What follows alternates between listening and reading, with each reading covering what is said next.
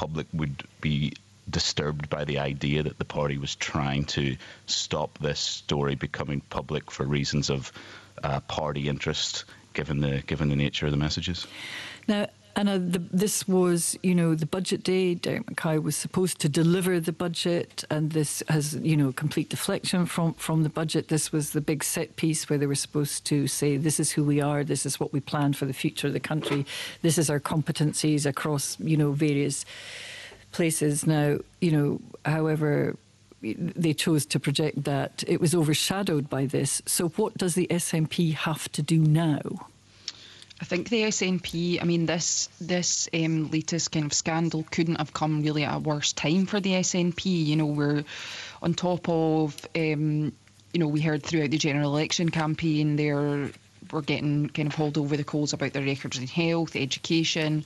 Recently we heard statistics about the drugs deaths being highest in Europe, the homelessness deaths also being very high in Scotland. And then, obviously, the kind of slow iceberg of the ferries scandal with the ferries contracts, that seems to be eking out as well.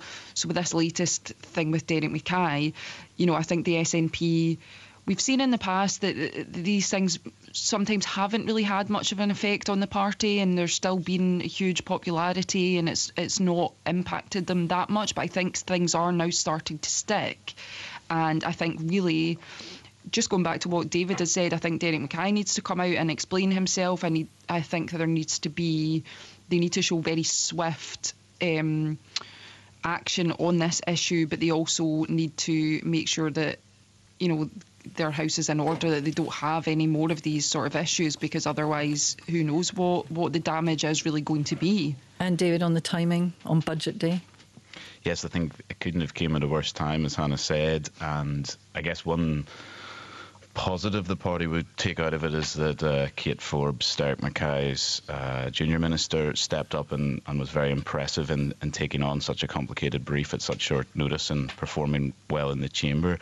I do think that the wider issue is more of a problem for the SNP going forward. It is not the first of these types of scandals that the SNP has faced, and their popularity has remained very strong. There are 13 years in government coming up shortly, and they're polling at 50%, and that is a tremendous achievement. But I do think that there's a drip with these type of things, which they would need to be wary about now. And there is also, I think, that the SNP had previously, there's been a sense, that the SNP are a bit different to other political parties, that they were not beset with the same kind of corruption scandals that Labour and the Conservatives had been in previous years, and that they were different. I think that reputation is beginning to break down. There's also the Alex Salmond trial getting underway next month, which is going to be very high profile and poses a lot of challenges, which are pretty obvious.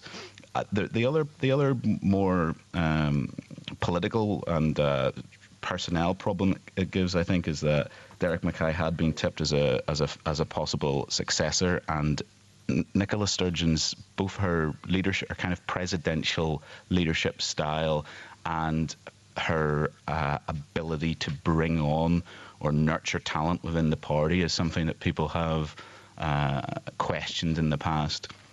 And I do think that Derek Mackay was someone that Nicola Sturgeon personally had been looking to as a possible successor. So that is obviously not the case. So you do wonder if there is a longer-term problem being stored up there as well.